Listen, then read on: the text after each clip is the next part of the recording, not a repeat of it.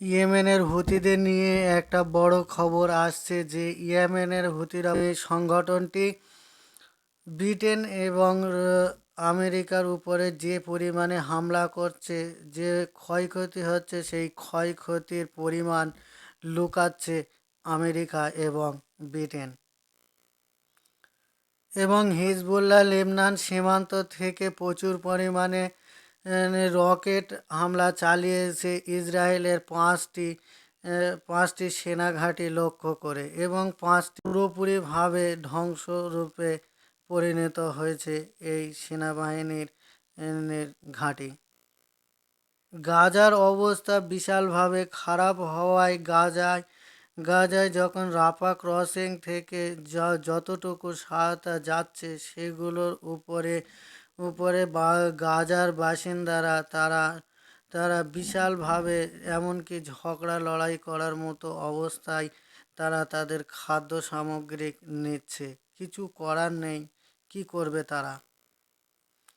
উত্তর গাজা থেকে ইসরায়েল সেনাবাহিনীরা ধীরে ধীরে শক্তি হারাচ্ছে এবং গাজার প্রতিরোধগামী সংগঠন তারা শক্তি ফিরে পাচ্ছে। দখলদারদের পরিকল্পনা পরিবর্তন করতে বাধ্য করেছে এই ফিলিস্তিনের প্রতিরোধগামী সংগঠনগুলো।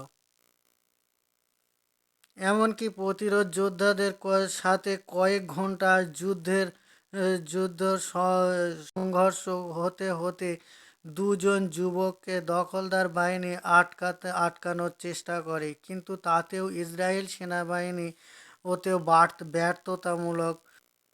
এবং পাকিস্তান থেকে একটা খবর আসছে যে ইমরান খান, যিনি সাবেক প্রধানমন্ত্রী ছিলেন, তার দুর্নীতির অভিযোগে পাকিস্তানের কোর্ট তাদেরকে 14 বছর কারাদণ্ড দিয়েছে। ভারতে একটা খবর চলছে যে ইভিএম এর নিয়ে আন্দোলন চলছে। ভানু বন্দ্যোপাধ্যায়ের কে গ্রেফতার করেছে দিল্লি পুলিশ, এবং ভীষণভাবে আন্দোলন চলছে। সাধারণ মানুষও যন্তর মন্তরে এসে আন্দোলন শুরু করে দিয়েছে, কারণ এই ব্যালট পেপারে ভোট হলে ভোটটা নিশ্চিতভাবে বা সঠিকভাবে হয়, কিন্তু ইভিএমে যখনই ভোট হয় তখনই গোলমাল হওয়ার সম্ভাবনা থাকে, এবং ইভিএমে ভোট হলে ধাঁধলি হওয়ার চান্স সবচেয়ে বেশি থাকে, কারণ এটাকে হ্যাক করে নেওয়া সাধারণত সম্ভব আছে।